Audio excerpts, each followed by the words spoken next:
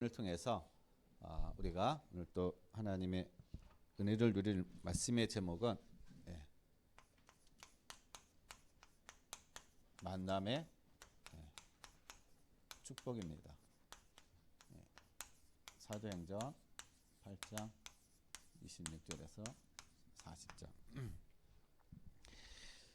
아마 누구나가 다 똑같은 생각일 겁니다. 다 만남의 축복을 다 누리길 원할 거예요.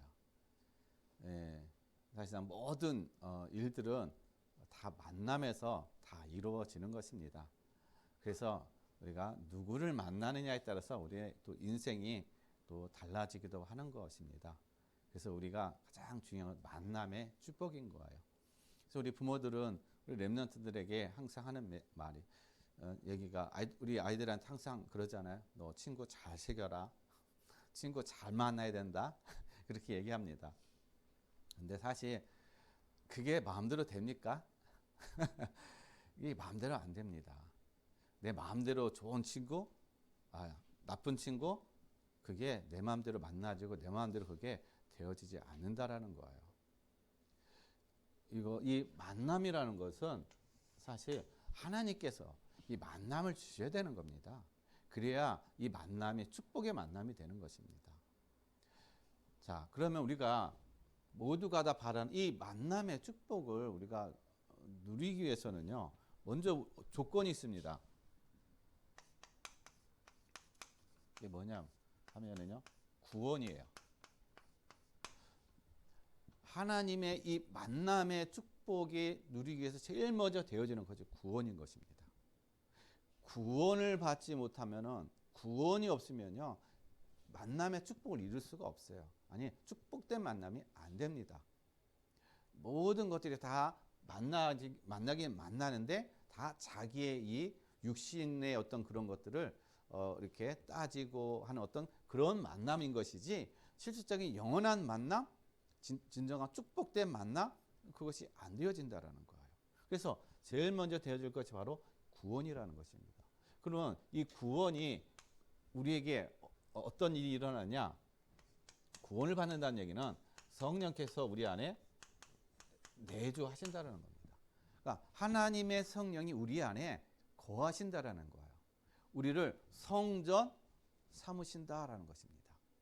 하나님 우리를 성전 삼으셔서 하나님께서 뭘 하시느냐? 우리를 인도하신다라는 거예요. 인도. 왜냐? 우리는 이 세상을 살아갈 수 있는 힘이 없거든요. 이길 수 있는 힘이 없는 거예요. 이 세상을 우리가 도전하고 정복할 수 있는 그 힘이 없다라는 것입니다. 그리고 어떤 길로 가야 생명의 길이고 이 사망의 길인 우리는 모르는 겁니다. 그렇기 때문에 하나님의 성령이 우리 안에 거하셔서 우리를 인도하신다라는 거예요. 이게 신앙생활이라는 겁니다. 신앙생활이 다른 게 아니에요. 성령의 인도받는 게 신앙생활이라는 것입니다. 그래서 우리가 이 성령의 인도를 얼마만큼 받느냐, 그리고 성령에 대해서 우리가 얼마만큼 우리가 예민하느냐, 이거에 의해서 우리가 만남의 어떤 그런 축복과 그런 은혜를 누릴 수가 있다라는 것입니다. 그러면은 우리 성령께서 우리를 어떻게 인도하시는가? 그러면 성령께서 우리를 인도하시는데 어떻게 우리를 인도하시는가?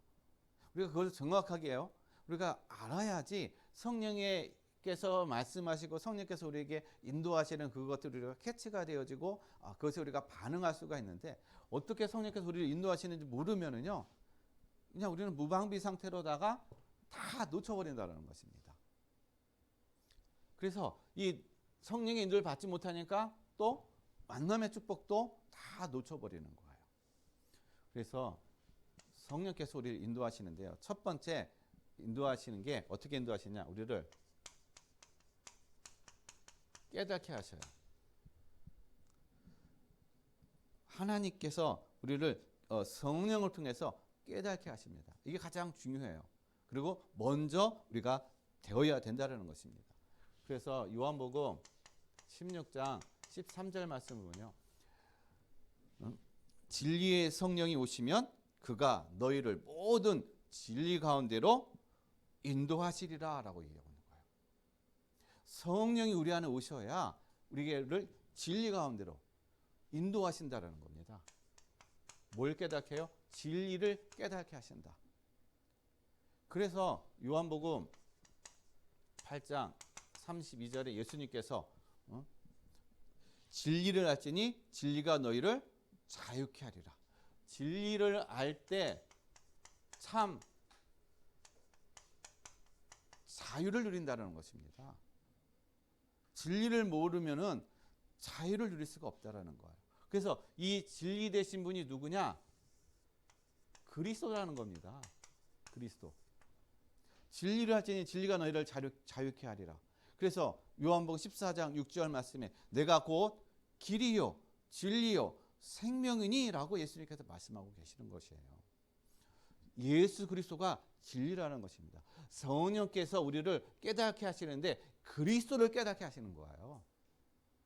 그리스도를 알게 하신다는 겁니다. 왜냐? 그리스도가 모든 것이 되고 그리스도가 모든 우리의 어떤 응답이 되어지는 거고 그리스도 안에 하나님께서는요 모든 것을 어떻게 해요? 거기에다 감춰 놓으셨다는 것입니다. 그럼 왜 그리스도가 진리가 되고 그리스도를 알 때 우리가 자유를 누리느냐? 다른 사람들은요 나는 자유한데 육신적으로는 자유하죠. 그러나 영혼과 생각과 마음 그 모든 것들이요 우리가 구원을 받지 못하면은 다 흑암에 사단에 세상에 다 종로로 타고 노예되어 있고 포로되어 있다는 것입니다. 나도 모르게 거기에 끌려가는 거예요. 나도 모르게 거기에 영향받는 삶이 된다는 것입니다. 그러니까 육신은 어디에 갇혀 있지 않으니까 자유롭다고 생각하지만은 마음과 생각과 영은요 완전히 붙잡혀 있다라는 거예요. 그러니까 노예가 돼 있다라는 것이죠. 그래서 그리스도를 깨닫게 되면 그래서 왜 자유가 일어나느냐? 그리스도께서 어떻게 우리에게 참 선지자로 오셔가지고 하나님 모르는 하나님을 만나지 못해서 지옥 같은 우리의 배경 속에서 살아가는 우리에게 하나님 만나는 길이 되셨다는 것입니다. 그래서 우리의 인생은 지옥의 배경이 아니라는 거예요. 지옥으로부터 완전히 해방됐다는 것입니다. 그리고 참 제사장 그리스도가 참 제사장이 되어서서 이 땅에 재앙거주 우리 가문과 가정에 내 인생에 재앙거주가 자꾸 찾아오는데 원인 모르는 이 문제가 계속 찾아오는데 그리스도가 우리 그 모든 가문과 가정에 나의 재앙거주를 다 해결해 주시고 참 제사장으로 오셨다는 것입니다. 이제 거기에서 완전히 자유했다는 것입니다. 죄에서 완전히 우리를 해방해 주셨다는 거예요. 그리고 참 왕으로 오셨다는 것입니다. 그리스도께서 참 왕으로 오셔서 사단의 모든 일을 다 멸하셨다는 것입니다. 그래서 우리를 사단의 노예에서 사단의 포로에서 우리를 자유케 하신 것입니다. 사단의 그 권세에서 우리를 빠져나게 하신 거예요. 사단의 그 함정에서 우리를 빠져나오게 하셔서 참 자유를 누리게 해주셨다는 사실인 것입니다. 그래서 그리스도를 알면 알수록에 진정한 자유를 누리는 거예요. 세상에 대해서 우리가 크게 어떻게 해요? 염려 안 합니다. 문제, 갈등, 사람과의 문제, 그리고 어떤 우리 안에 있는 많은 어떤 문제들이 아니면 재앙과 그런 저주들 그런 것들이 찾아온다 할지라도 그것이 전혀 문제가 되지 않는다는 것입니다. 왜냐? 모든 것이 그리스도 안에서 다 끝났기 때문에. 그래서 그리스도 안에서 끝났기 때문에 지금의 나에게 있는 그 모든 것들은 다 하나님의 응답이요, 하나님의 축복이요, 하나님의 모든 계획이라는 것입니다. 그래서 그리스도 안에 있는 자에서 멸망하지 않는다라는 거예요. 이것이 깨달아지게 한다는 것입니다. 성령께서. 그래서 이게 깨달아지지 않으면 우리는 자꾸 다른 걸 찾게 되는 거예요. 이게 그리스도가 누려지지 않으면 그리스도 안에서 우리가 모든 걸 답이 안 나면은 우리는 또 헤매게 되는 것입니다. 그래서 성령께서 우리에게 오셔가지고 해주시는 것이 알게 하시는 것이 바로 깨닫게 하시는 거예요. 뭘요? 진리를 깨닫게 하고 진리 안에서 참 자유를 누리게 하신다라는 것입니다. 그래서 우리 모든 성도님들이 정말 성령의 인도하심 속에서 성령께서 주시는 그 깨달음 속에서 그리스도를 알고 그리스도 안에 있는 모든 것들을 누리고 그 안에서 힘을 얻는 그러한 삶이 되시길 바랍니다. 그다음에 두 번째로는요, 그리스도께서 성령께서 우리를 어떻게 또 인도하시느냐. 듣게 하신다라는 거예요. 듣는 것 되게 중요하죠. 우리가 깨닫는 것도 중요하지만은 듣는 거 중요합니다. 뭘 들을까요? 하나님의 음성. 하나님께서 나에게 말씀하시는 그 음성을 우리가 들어야 되는 것입니다. 그것이 안 들리면은 자꾸 내 생각으로 가는 거예요. 자, 오늘 본문에서도 보면은 26절에 주의 사자가 누구에게요? 주의 사자가 빌립에게 뭐라고 얘기합니까? 너는 가서 남쪽 가서 예루살렘에서 가사로 내려가는 길까지 가라. 그 길로 내려가라는 것입니다. 근데 그 길이 어떤 길이라고요? 광야길이에요. 광야길. 그러니까 광야라는 거 아무것도 없는 그런 길을 얘기하는 것입니다. 자, 한번 생각해 보세요. 좋은 길 놔두고 좋은 환경 놔두고 어느 날 갑자기 하나님께서 우리에게 광야 아무것도 없는 광야길을 가라고 그래요. 자, 그 말씀을 들었을 때 여러분 그 말씀에 대해서 이거 내 생각인가? 하나님의 음성인가? 갈등 올 거예요. 왜냐? 내 생각은 하나님은 좋은 것으로 인도하시고 좋은 환경 좋은 덕인데 이런 곳으로 가라가는 아무것도 없는. 그러니까 우리는 다 뭐냐? 내 생각, 내 기준으로 모든 걸 본다라는 겁니다. 그러니까 이것들 때문에 하나님의 음성을 듣지 못하는 거예요. 내 생각이 먼저 앞서는 겁니다. 내 지식이 먼저 앞서는 거예요. 내가 보는 것이 먼저 앞선다라는 것입니다. 그러니까 하나님의 음성을 듣지 못하게 돼 있다라는 거예요. 그래서 우리는 하나님의 음성을 듣지 못하는 이유가 세상의 소리, 즉 사람의 소리에 너무 우리가 많이 익숙해져 있는 거예요. 사람들의 말에 너무 많이 우리가 어떻게 해요? 익숙해져 있다라는 겁니다. 그러니까 사람들의 말은 들리고 사람들의 말을 내가 거기에 경청하고 거기에 따르다 보니까는 하나님의 말씀과 너무 대치되는 거예요. 그러다 보니까 하나님의 말씀을 듣는 것에 대해서 우리가 익숙해져 있지 않다라는 것입니다. 그리고 우리의 삶이 분주해요. 너무 분주하고 또 내 생각이 너무 복잡해. 생각이. 그러니까 너무 많은 생각으로 이 걱정, 근심, 염려라는 이런 복잡한 생각으로 가득 차 있으니까 하나님이 어떤 음성을 우리가 들을 수 있는 그 타임이 없는 거예요. 들을 수가 없다라는 것입니다. 그래서 삶이 분열되어 있어요. 그러니까 분주함 속에 여러 가지로 그러니까 바쁘다는 것입니다. 그러니까 중요한 것들은 다 놓쳐버리고 바쁜 거에 그냥 이리저리 쫓아다녀 버리는 거예요. 나도 모르게. 그러니까 진짜 해야 될 것을 못하니까 나중에 이것 때문에 더 큰 문제가 오는 그런 삶이 되는 것입니다. 그래서 우리에게 뭐가 필요하느냐? 조용한 묵상의 시간이 필요한 것이에요.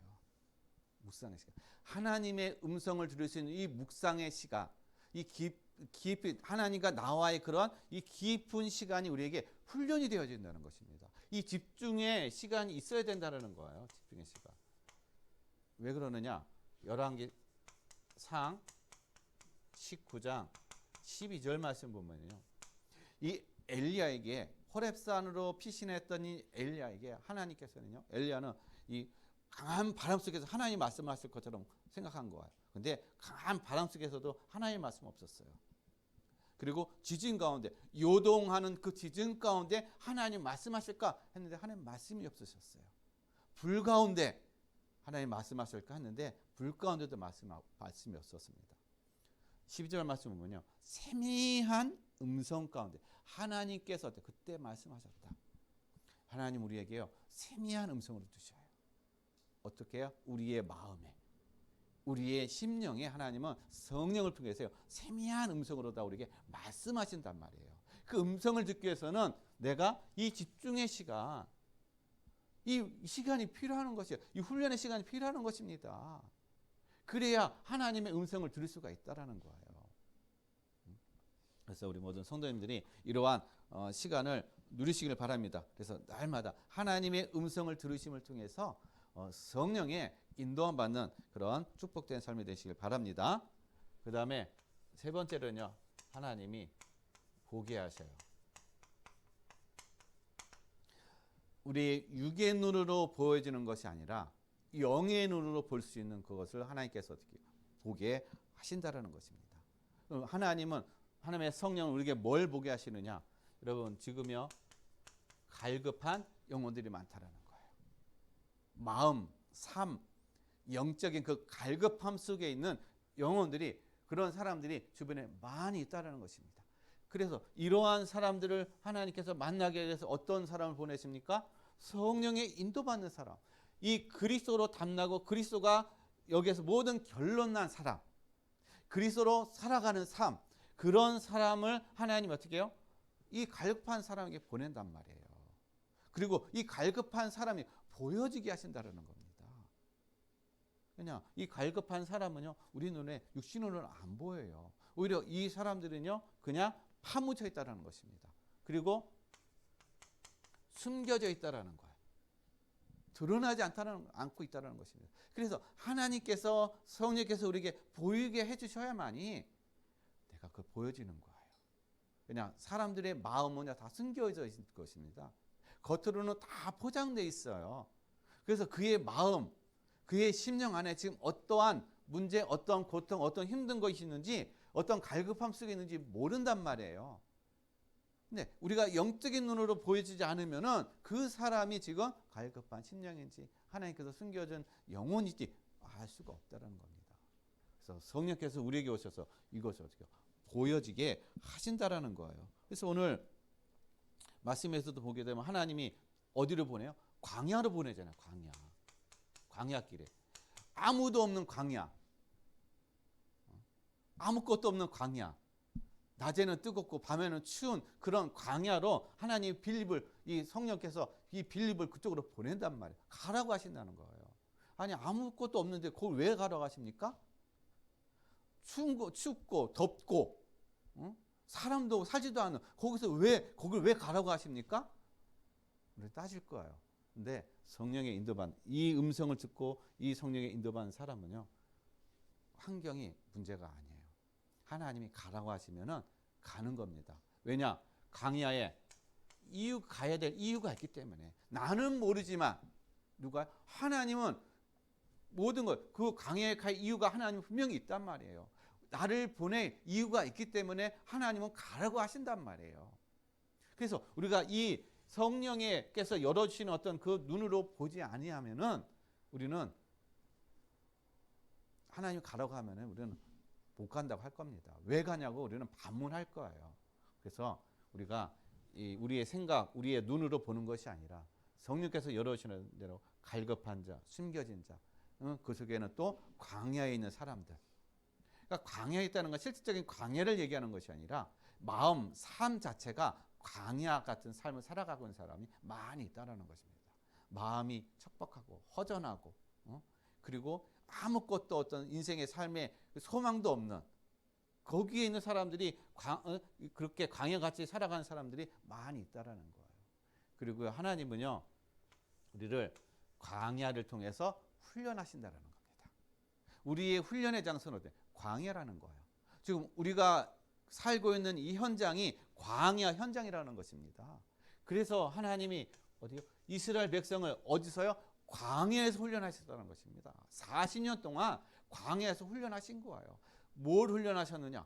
애굽에서 노예로 살았던 그 모든 그런 체질들, 뿌리들, 삶들, 생각들 다 광야에서 다 내려놓으라는 것입니다. 그걸 가지고 가나안에 들어가면은 100% 가나안에 이 사람들에게 다 잡혀 먹는다라는 겁니다. 그래서 하나님은 광야를 통해서 우리를 훈련하시는 거예요. 그래서 광야는 다른 사람이 봤을 때 광야는 고통의 장소고 광야는 진짜 고난의 장소고 이 광야는 아무것도 없는 정말 아무 소망이 없는 장소이지만 처럼 보이지만 그러나 하나님은요 광야가 축복의 장소인 것이에요. 우리를 새롭게 하는 장소가 바로 광야라는 것입니다. 그리고 예수님도 어떻게 해요? 예수님도 40일 공생의 시작하기 40일을 광야에서 금식하셨어요. 자, 광야에서 금식하시고 나서 또 사단에게 시험 받은 것이 바로 이 광야라는 것입니다. 그러니까 광야는 육안으로 보면은 거기는 아무것도 없는 땅이에요. 그러나 영안으로 보면요, 광야는 축복의 땅이라는 것입니다. 하나님의 응답의 땅이라는 거. 이게 누가 보여주게 하신다고요? 성령께서 우리에게 그렇게 보여지게 하고, 그래서 그것이 하나님의 축복으로 받을 수 있도록 하나님의 성령 오늘도 우리와 함께 하시고 우리를 인도하시고 우리의 삶 속에서 역사하신다라는 것입니다. 그래서 우리가 이 성령의 이런 인도하심 속에 성령께서 우리를 깨닫게 하시고 듣게 하시고 보게 하실 때, 그때서 진정한 만남의 축복을 누리게 하시는 거예요. 만남의 축복의 장소를 하나님께서 우리를 인도하신다는 것입니다. 그러면 우리가 어떤 만남의 축복을 하나님께서 우리를 열어가실까요? 여러분, 하나님은요, 이 만남의 축복을 열어가시는데 운명을 바꿔가는 만남을 하게 하신다는 것입니다. 그러니까 제일 먼저 우리가 만남이 돼야 될 것이 바로 운명을 바꾸는 거예요. 왜 그렇습니까? 모든 사람들이 다 어떻게 해요? 이 운명 속에 있다는 것입니다. 운명과 사주팔자 속에 다 있다는 거예요. 여기서 이 운명에서 빠져나올 수 있는 사람은 한 사람도 없습니다. 다 이 운명과 사주팔자 속에 있기 때문에 여기서 어떻게 해요? 빠져나오려고 부단히 노력하고 열심히 하고 하는 어떤 그런 저긴 하는데 빠져나올 수 있는 사람은 하나도 없는 거예요. 그래서 이 운명과 사주팔자 속에 있기 때문에 여기서 뭔가 이 재앙과 저주 문제의 그걸 해결하기 위해서 하는 행동이 뭐냐? 바로 우상숭배라는 거예요. 귀신을 섬기고. 그래서 그거에 또 이 붙잡히다 보니까는 이 정신 문제, 육신 문제, 삶의 모든 어떤 또 배경은 지옥 같은 그런 삶을 살아가는 그런 상태라는 사실인 것입니다. 왜 그러냐? 운명 속에 있다라는 거예요. 그래서 진정한 만남의 축복은 바로 이 운명에서 빠져나오는 것입니다. 운명에서 우리가 완전히 바꾸는 그런 만남, 그것이 중요하다는 거예요. 그래서 우리 모든 성도님들 그리스도를 만나셨습니까? 그러면 운명에서 완전히 빠져나온 줄 믿습니다. 그리스도를 아직 못 만나셨습니까? 그러면 아직까지 운명에 있는 거예요. 그래서 빨리 우리가 그리스도를 만나야 됩니다. 그래야 운명과 사주팔자에서 완전히 해방되고 거기서 완전히 빠져나오는 것입니다. 그래서 사도행전 2장 우리가 운명에서 빠져나오잖아요. 그리스도로 말미암아 운명에서 빠져나오면은 그 다음에 하나님께서 우리에게 주시는 것이 바로 이 오순절날 성령의 충만함을 주신다는 것입니다. 성령의 능력을 주신다는 거예요. 우리가 성령의 능력, 새로운 인생, 새로운 피조물, 새로운 존재, 하나님의 자녀들 그 은혜와 축복을 누리는 그 힘을 하나님께서 우리에게 주신다는 것입니다. 근데 이 운명이 안 바뀌면은 아무것도 안 된다는 거예요. 운명이 바뀌어야 된다는 것입니다. 운명이 바뀌어야 그때 그 다음부터 모든 다른 것들이 어떻게 되어진다는 것입니다.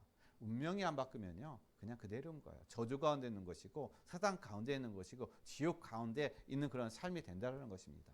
그래서 운명이 바꾸는 그러한 만남과 축복을 누리시기를 바랍니다. 그래서 성경에 보면 사도행전 3장 1절에서 12절 보면 여러분 가문과 가정과 개인의 운명에서 완전히 해방된 안진뱅이, 성전 미문에 앉아있는 날 때부터 안진뱅이였던 이 안진뱅이 평생 나이 40이 넘도록 성전 미문에 앉아서 지나가는 사람들에게 구걸하면서 살아갈 수밖에 없는 그 인생. 근데 이 안진뱅이가 누구를 만났어요? 베드로를 통해서 그리스도를 만났다는 것입니다. 그리스도를 만나니까 운명이 바뀐 거예요. 그의 모든 근원이 다 완전히 회복되어지는 그런 축복을 누렸다는 것입니다. 우리가 누구를 만나느냐? 그리스도를 만날 때 우리의 인생의 운명이 바뀌는 줄로 믿습니다. 우리 가문과 가정에 내렸던 그 모든 재앙과 저주가 다 끝나고 정말 하나님의 그 축복을 누리는 그러한 응답을 누릴 줄로 믿습니다. 그리고 여러분 사도행전 8장 4절에서 8절. 여러분, 귀신에게 눌려 있는 사람들. 귀신에게 눌려서 어찌할 바를 모르는 삶. 그리고 불치병에 있던 사람들이 그리스도를 만나니까, 빌립을 통해서 그리스도를 만나니까요, 여기가 사마리아 땅이 완전히 운명이 바뀌어버린 거예요. 그들의 모든 삶이 다 바뀌어버렸다는 것입니다. 누구 때문에요? 빌립이 그리스도를 전하니까, 예수 그리스도의 복음을 전하니까 그들이 듣고 믿음으로 그들의 인생이 완전히 바뀌어버리는 그런 삶이 됐다는 것입니다. 그러니까 그의 운명이 바뀌니까 그 성에 뭐가 있었다? 큰 기쁨이 넘쳤더라. 참된 기쁨. 모든 것에서 해방되는 그 기쁨을 누리는 그런 시간표를 누렸다라는 것입니다. 그리고 사도행전 16장 16절에서 18절, 여러분, 귀신 들린 여종, 점치는 것을 하면서 이 주인에게만 유익을 주고 자기 인생을 완전히 귀신에게 노예되고 포로가 돼서 거기서 빠져나올 수 없는 그러한 연약함 속에 있었을 때, 이 바울을 통해서 이 귀신 들린 여종이 어떻게 해요? 귀신에게서 완전히 해방됐다는 것입니다. 귀신의 포로에서 완전히 해방된 거예요. 즉 그의 운명이 바뀌었다는 것입니다. 누굴 통해서요? 바울을 통해서. 다 베드로나 빌립이나 바울이나 다 누굴 통해서요? 한 사람의 인생을, 운명을 다 바꿨습니까? 그리스도를 통해서. 그렇다면 저와 여러분도 마찬가지, 그리스도가 나와 우리의 가문과 가정의 모든 운명과 모든 팔자와 모든 재앙과 저주를 바꾸는 그런 답이라는 것입니다. 그리고 또 마찬가지로 우리가 그 답을 누렸다면은 우리 주변에 아직까지 이 운명에 있는 그들을 어떻게 해요? 그들을 해방해주고 그들을 이 운명에서 빠져나오게 하는 그런 축복된 만남, 그들을 살리는 만남, 그런 전도자여 증인으로 누려가시기를 예수 그리스도의 이름으로 간절히 축원드립니다. 그럼 두 번째는요, 그럼 어떤 만남을 하나님께서 우리에게 주시느냐? 진정한 만남의 축복은요, 전도자의 만남인 것입니다. 여러분, 전도자의 만남을 통해서 성경을 통해서 보면은요, 인생의 가치가 달라지는 것입니다. 또 인생의 목적이 어떻게 해요? 달라진 거예요. 누굴 만나니까요? 전도자를 만나니까. 전도자를 만나니까 인생의 가치와 목적이 달라졌다는 것입니다. 그 전도자 한 사람 때문에. 그래서 여러분도 누구를 만나느냐에 따라서 여러분의 인생의 가치와 목적이 달라진다는 것입니다. 그래서 성경을 보게 되면 오늘 본문 말씀 사도행전 8장 26절에서 40절 말씀, 여러분, 에디오피아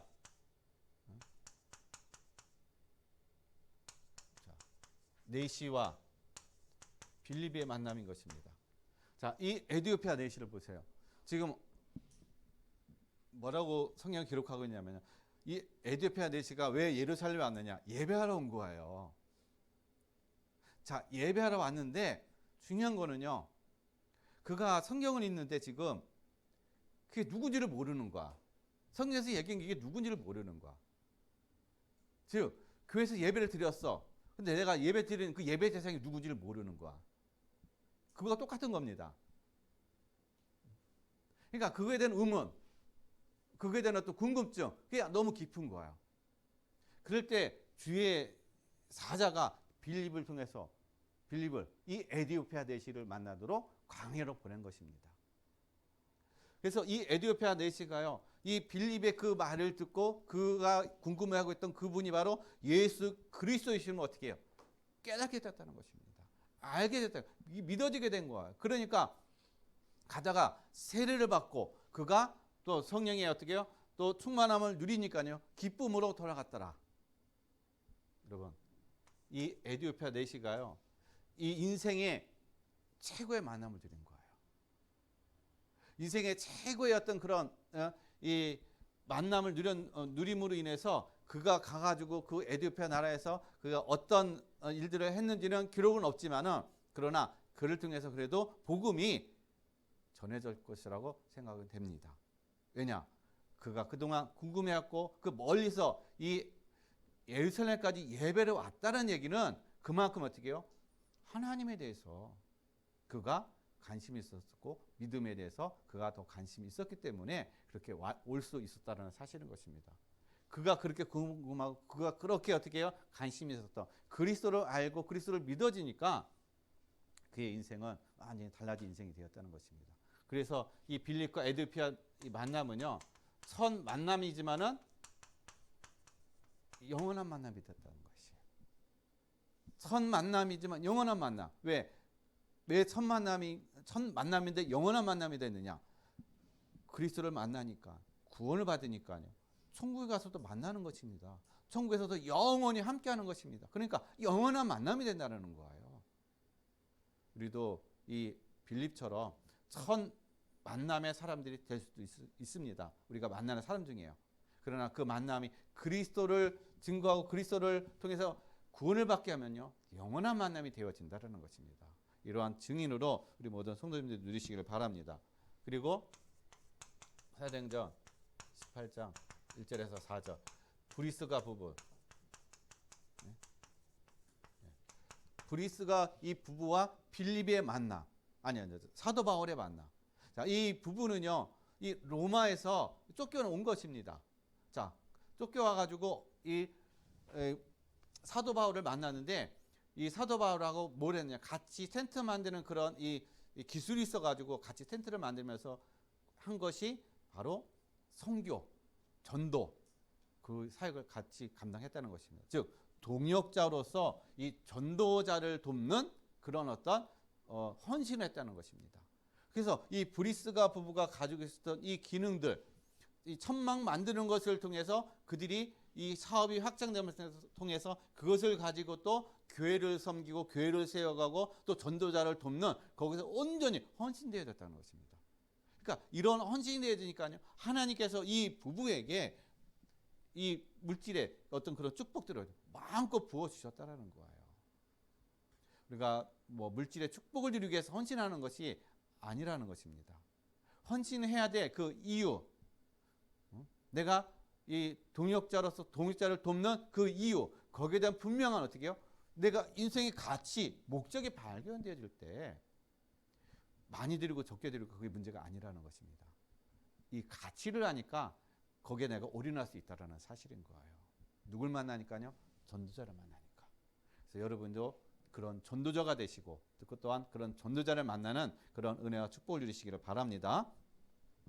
그리고 여러분 사도행전 27장 22절에서 26절 사도 바울이요 이제 로마로 이제 제수가 돼서 압송이 됩니다. 배를 타고 가다가 유라굴라라는 이 풍랑을 만나서 이제 모두가 다 죽게 됐어요. 그럴 때 하나님이 27장 24절 말씀을 보면 바울에게 뭐라고 말해요? 바울아 두려워하지 말라. 내가 가이사 앞에 서야 하겠고 또 하나님께서 너와 함께 항해하는 자를 다 내게 주셨다 하였으니 그 배에 타고 있어 풍랑으로 다 죽을 수밖에 없었던 그들, 그러나 전도자 이 바울 한 사람 때문에 거기에 있는 모든 사람들이 살 수 있게 되었다는 것입니다. 누구 때문에요? 전도자 한 사람 때문에. 그만큼 하나님은 전도자를 어떻게 해요? 귀하게 보신다라는 거예요. 그러면 전도자, 우리 성도님 각자가 다 전도자라는 거예요. 우리 이 전도자 한 사람 때문에 여러분의 가정이, 여러분의 가문이, 교회가, 이 지역이, 이 나라가 어떻게 해요? 산다라는 것입니다.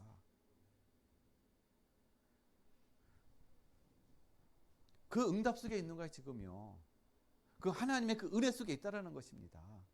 그 하나님의 그 축복 속에 있다라는 거예요. 여러분, 그만큼 전도자 한 사람이 중요합니다. 그 전도자 한 사람이 가문과 가정을 살리고 지역을 살리고 교회를 살리는 그런 응답과 축복을 누리는 그런 중요한 그런 하나님의 축복된 사람인 줄로 믿습니다. 그래서 우리 모든 성도님들이 그 한 사람이 되시길 바랍니다. 그 한 사람의 전도자의 그런 축복을 누리시길 바랍니다. 그래서 로마서 16장의 사람들이 다 어떻게 해요? 이 축복을 누렸다라는 거예요. 그들이 가지고 있던 모든 것에 다 어떻게 해요? 존재들을 돕는 동역자요, 또 보호자요, 식주인으로 하나님의 응답을 누리고 인생의 모든 가치와 목적을 거기에 다 두고 어떻게 해요? 헌신했다라는 것입니다. 그러니까 그들의 이름이 지금까지도 우리에게 불려지고 있고, 우리가 그들의 헌신과 그들의 했던 어떤 그런 전도자를 돕고 동역하고 동역자로 또 보호자로 식주인으로 그런 헌신된 그런 삶으로 우리가 또 같이 따라가고 같이 우리가 또 배워가고 있다는 사실인 것입니다. 그래서 이 응답이 우리뿐만 아니라 우리 후대까지도 그 응답이 내려가는 그런 축복과 은혜를 누리시길 바랍니다. 그래서 전도자의 만남, 이 만남의 축복을 누리시고 또한 그 전도자가 되시길 바랍니다. 마지막 세 번째로는 교회의 만남이에요. 우리가 어떤 교회를 만나느냐? 세상에 교회가 많이 있죠. 교회의 만남이 중요합니다. 여러분, 이스라엘이 왜 멸망했느냐? 이스라엘이 왜 지금까지 고통당하고 있느냐? 이스라엘이 왜 이 역사를 보게 되면은 개 수천 년 동안 이스라엘은요 노예로, 포로로, 속국으로, 유랑 민족으로 왜 이렇게 방황했습니까? 왜 이런 고난의 역사, 고통의 역사로 왜 이스라엘은 이렇게 살아갔습니까? 하나예요. 복음을 몰라서. 그들은 선민사상으로 가득 차 있다는 것입니다. 우리만 구원받고 우리만 하나님의 축복을 받았다. 이방 민족에 대해서 다 어떻게 터부시했다는 것입니다. 하나님은 이 이스라엘 중에서 세계 복음화를 하나님이 원하셨는데 이스라엘은 정반대인 거예요. 자기들끼리만. 그러다 보니까 하나님은 계속 이스라엘은 재앙맞는 그런 어떤 삶이 될 수밖에 없었다는 것입니다. 그래서 하나님께서 초대교회를 하나님 다시 세우신 거예요. 근데 초대교회는 뭘로요? 이단으로 몰고 핍박으로 어떻게 초대교회를 다 멸망시키려고 했다는 것입니다. 자기들이 가지고 있던 권력, 힘, 정치적인 것을 가지고 이 초대교회를 완전히 어떻게 해요? 없애려고 했다는 거예요. 그러나 초대교회가 없애려고 했지만은 오히려 어떻게 해요? 아무 힘도 없고 아무런 능력도 없고 아무런 배경도 없는 이 초대교회는요 로마를 복음하고 또 유럽을 복음하는 그런 하나님의 선교의 역사, 복음의 역사를 이뤄갔다라는 것입니다. 그래서 초대교회의 그 복음의 역사가, 선교 역사가 바로 오늘 우리가 복음을 듣게 된 것이고 하나님 앞에 예배하게 되는 것이고 우리가 또 구원을 받는 그런 은혜와 축복을 이뤄갔다라는 거예요. 그런데 초대교회에서 이렇게 교회가 이제 완전히 한 국가의 이제 국교로 이제 선언된 것입니다. 중세교회, 여러분, 국가가 교회를 국교로다가 선언하고 보니까요, 너나 없이 다 교회로 오는 거예요. 그러면 다 교회로 오니까 뭐 할 필요가 없어요? 전도할 필요가 없는 겁니다. 그냥 있어도 다 오니까. 교회가 전도를 안 하니까는요, 뭐가 되냐? 변질이 돼가는 겁니다. 복음이 희미해지고 혼합 종교로 변질돼가는 거예요. 우상을 어떻게 해요? 섬겨버리고. 그래서 성경에 반대되는 어떤 그런 것들 행하는, 그러니까 성경과 비슷한 것들로 어떻게 해요? 만들어가는 그런 어떤 완전히 우상화의 길로 가는 그런 시대가 되고 말았다는 것입니다. 그래서 이 중세 시대를 영적 암흑 시대다라고 얘기합니다. 영적으로 암흑한 시대, 캄캄한 시대. 중세 시대가 바로 그런 시대였어요. 왜요? 복음이 없어지니까. 교회가 힘 있고 정치가 있고 경제가 있고 하니까요. 교회가 변질해 버리는 거예요. 완전히 영적으로 타락해 버렸다는 것입니다. 그랬을 때 나타나는 것이 바로 종교 개혁이죠. 이 마틴 루터를 통해서 종교 개혁이 일어났습니다. 성경으로 돌아가자. 오직 의는 믿음으로 말미암아 되어진다. 우리의 구원은 믿음이다. 행위가 아니다. 돈을 많이 낸다고 해서 우리가 구원받는 것이 아니다. 그래서 마틴 루터를 통해서 종교 개혁이 일어났습니다. 성경으로 돌아온 거. 그래서 그때부터 다시 어떻게 해요? 성경으로 돌아오게 돼서 우리가 바로 개신교가 되어진 것입니다. 그리고 나서 여러분 이제 전 세계로 교회가 확산되기 시작하는 것입니다. 그래서 현대 교회, 여러분 현대 교회는 어떨까요? 현대 교회는요, 오늘 본문 말씀에 있는 것처럼 사도행전 8장 34절에 있는 말씀처럼 예배는 드리러 가요. 예배는 드립니다. 근데 뭐만 몰라요? 그리스도만 몰라요. 그리스도가 전해지지 않는다니까요. 그리스도를 안 가르친다니까요. 모르니까. 그러니까 그리스도를 모르고 그리스도께서 이루신 것을 내가 믿어지지 않으니까 성도들은요, 나가서 계속 터지는 거야.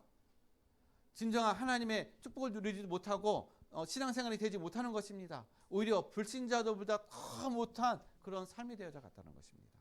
왜 그러느냐? 기복신앙, 신비, 율법, 이것으로 인해서 성도들을 완전히 가둬놔버린 거예요. 하나님의 그 축복을 누리지 못하도록 완전히 눈과 귀와 영적인 것들을 다 완전히 어떻게 가려버렸다는 것입니다. 그러니까 복음을 모르게 만들어버린 거예요.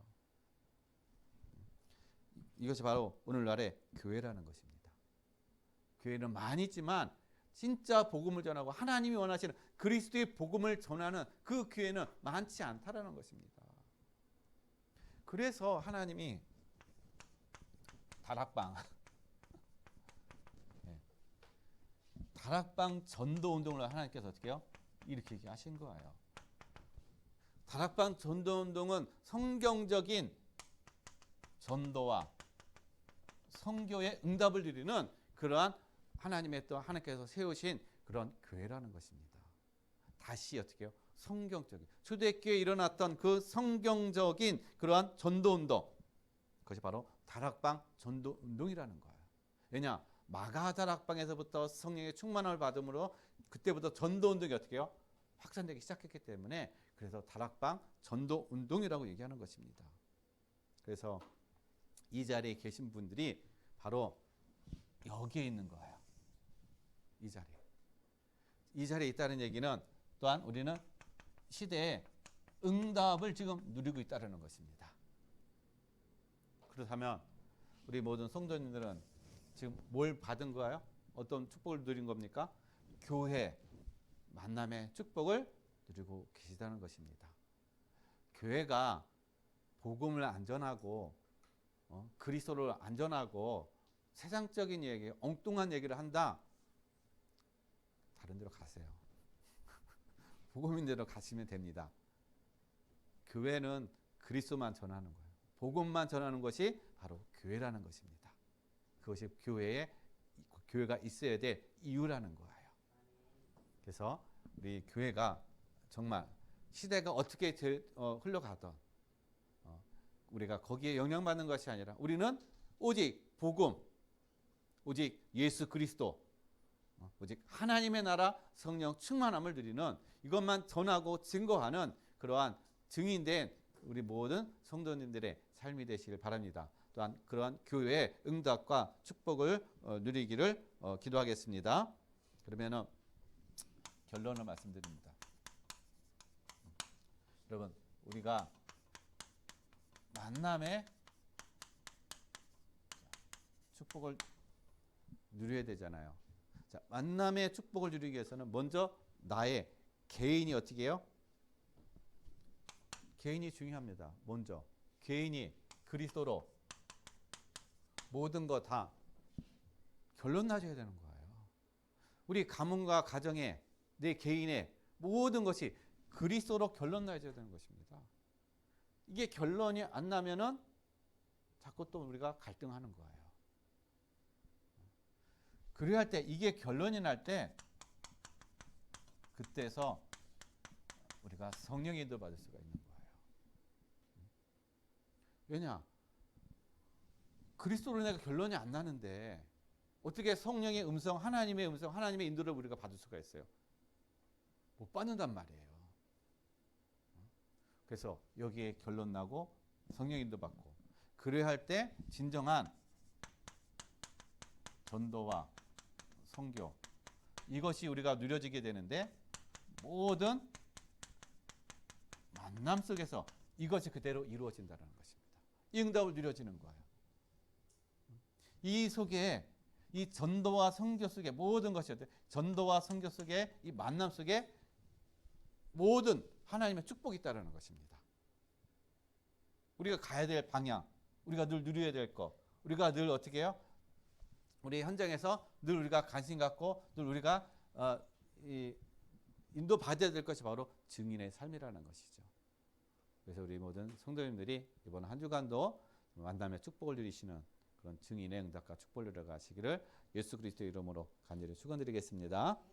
기도하겠습니다. 하나님 아버지 감사드립니다. 오늘 만남의 축복에 대해서 하나님께서 우리에게 말씀을 주심을 감사드립니다. 하나님 먼저 우리가 전도자가 되고 또 전도자의 만남이 되어지고 또 영혼을 살리는 또 증인의 응답과 축복을 누려가게 하여 주옵소서. 감사함을 드리며 거룩하신 예수 그리스도의 이름으로 기도드렸습니다. 아멘.